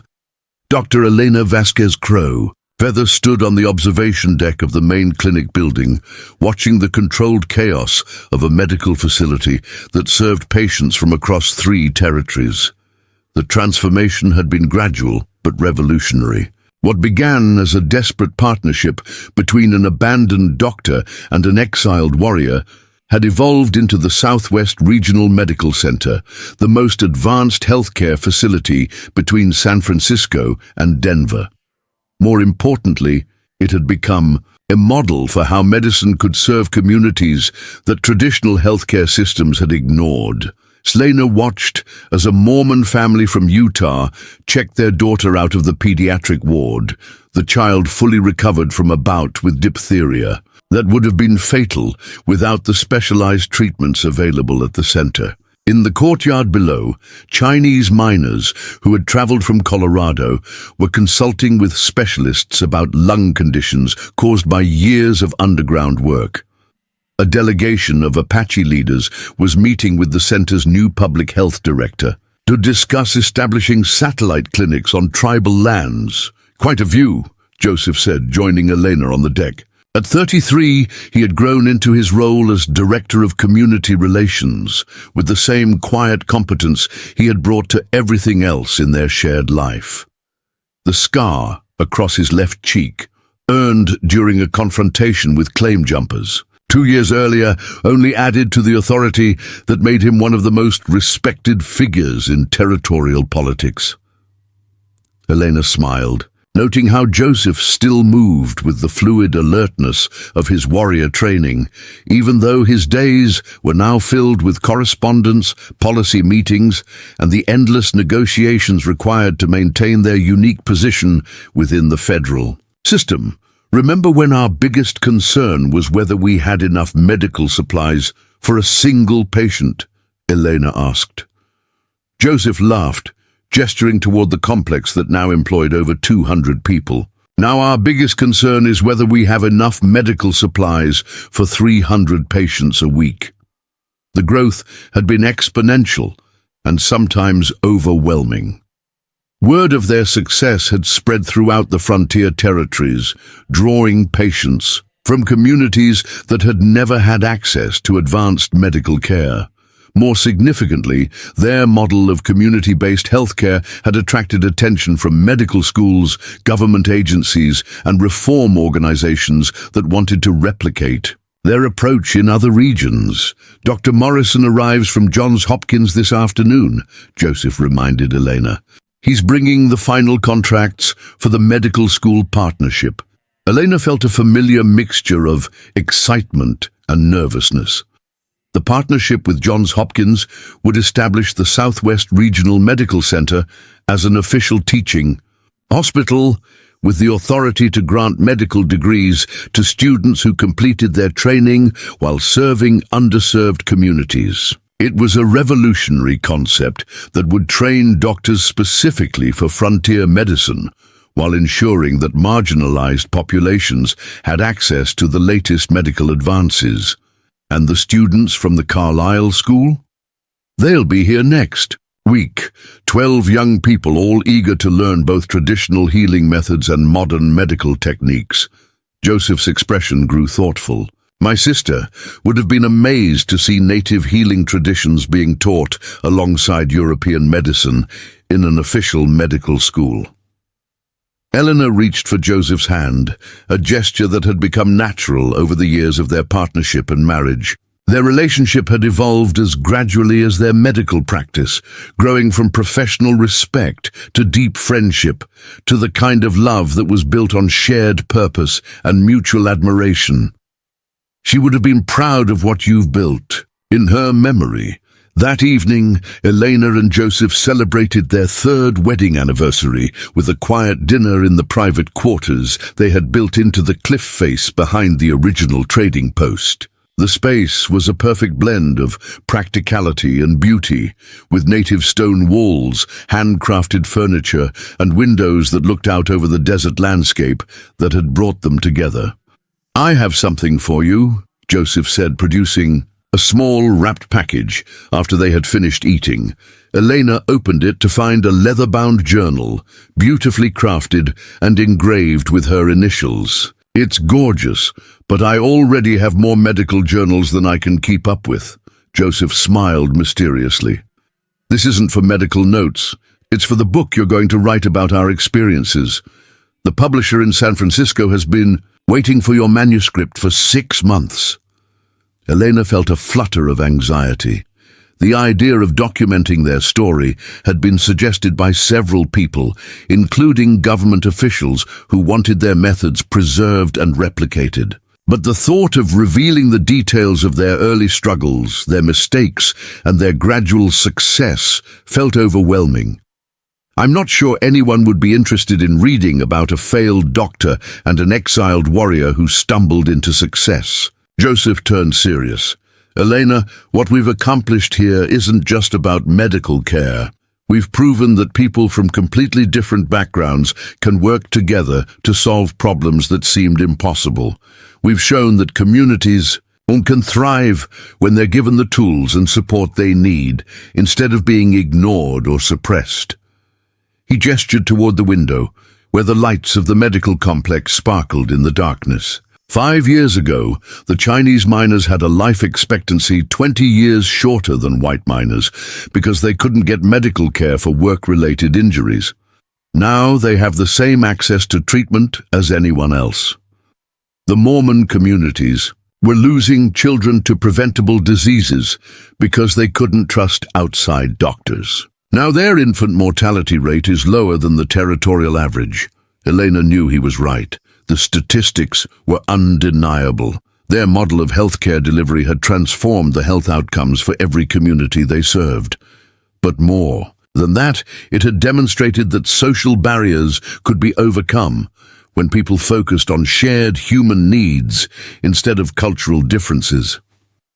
"The Apache Reservation Clinic has cut deaths from tuberculosis by 60%, she said, reciting figures that still amazed her. "The Mexican farming communities haven't lost a single mother in childbirth in 2 years.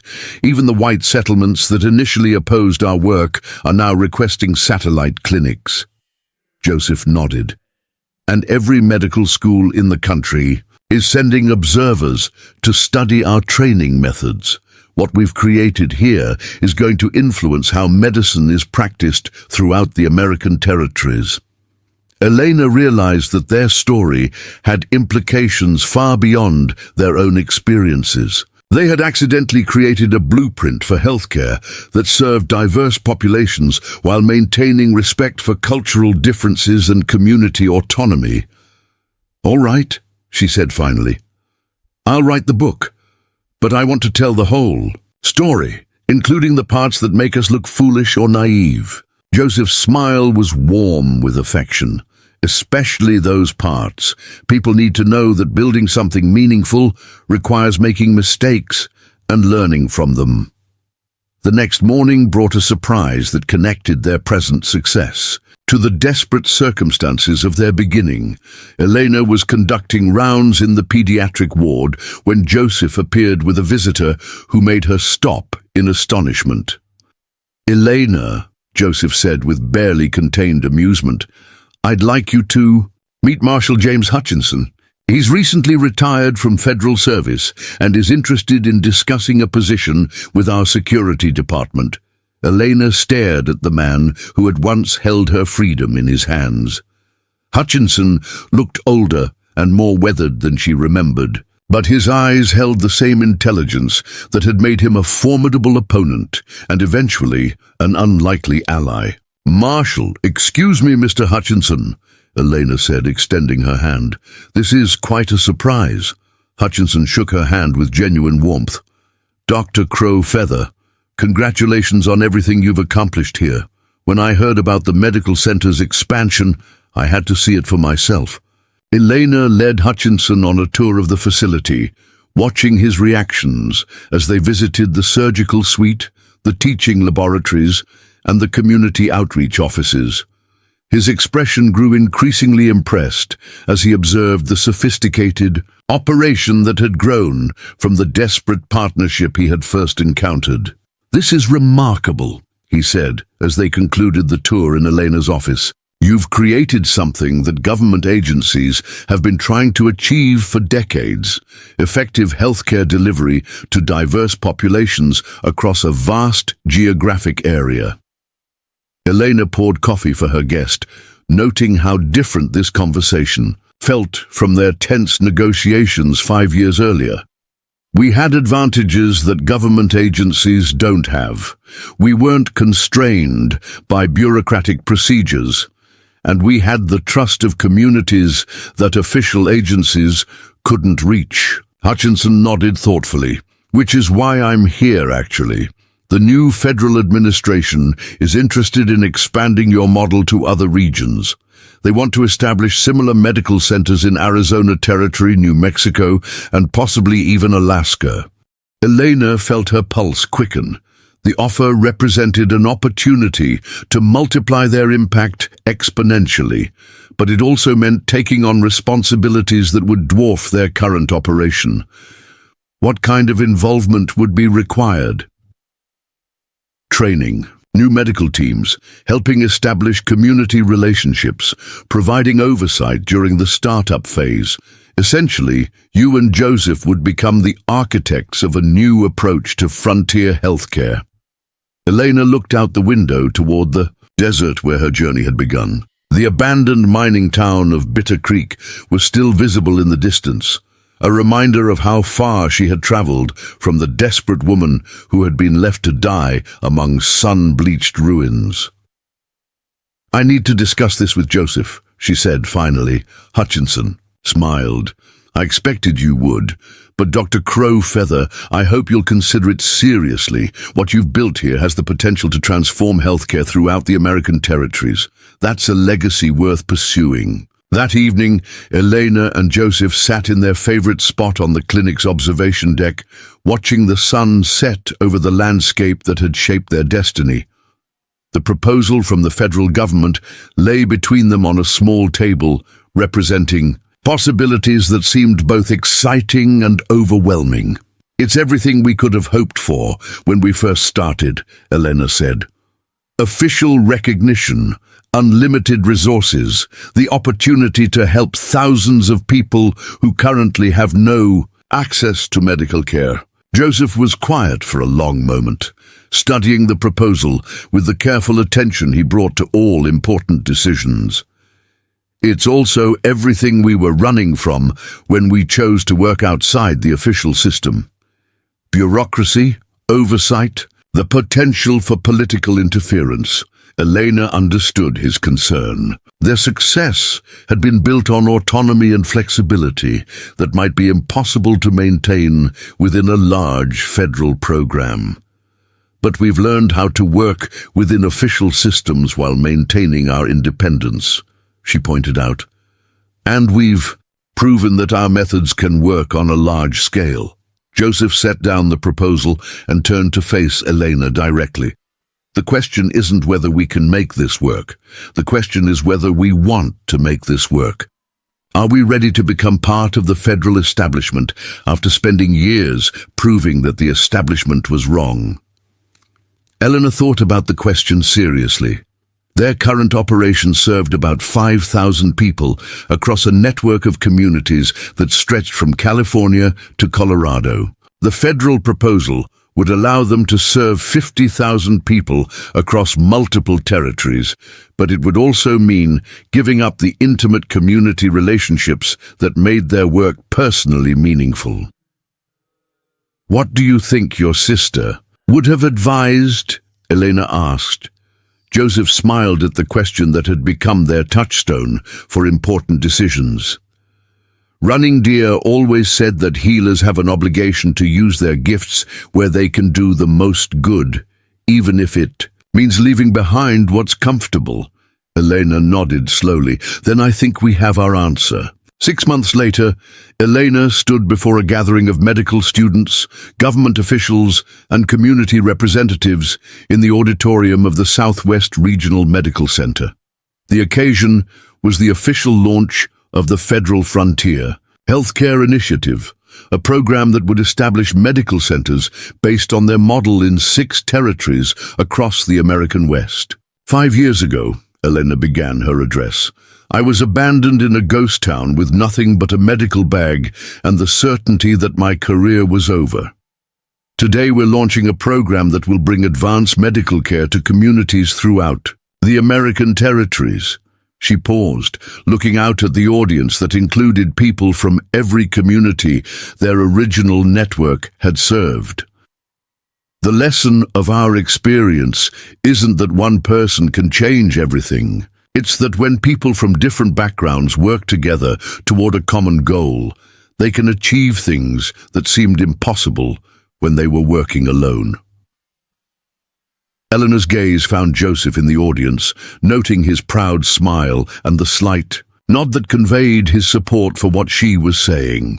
The Federal Frontier Healthcare Initiative will succeed not because it has government backing or unlimited resources, but because it's built on relationships between healers and communities, between people who need help and people who are committed to providing it. After the ceremony, Elena and Joseph walked together toward the helicopter that would take them to their first new assignment in Arizona Territory.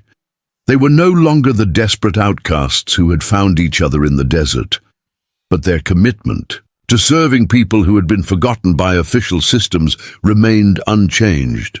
"Any regrets?" Joseph asked as they approached the aircraft.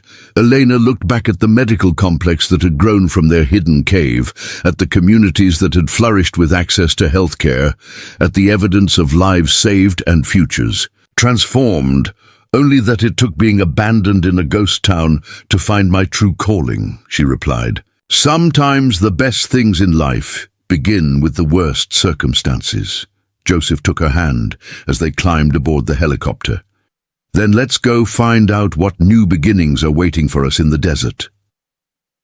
As the aircraft lifted off, Elena watched the landscape of their success shrink below them. The abandoned doctor and the exiled warrior had become something neither had imagined possible, agents of transformation who had proven that healing could bridge any gap between cultures, communities, and individuals who were willing to work together. Their story had begun with abandonment and desperation, but it was ending with purpose and hope that would outlast both of them. In the unforgiving heart of the American frontier, they had discovered that sometimes the most meaningful partnerships arise from the most unlikely circumstances, and that healing, whether physical, social, or personal, is always possible when people refuse to give up on each other. The desert stretched endlessly below them, full of new challenges and new opportunities to prove that no one has to face their struggles alone. Up next, you've got 2 more standout stories right on your screen. If this one hit the mark, you won't want to pass these up. Just click and check them out, and don't forget to subscribe and turn on the notification bell so you don't miss any upload from us.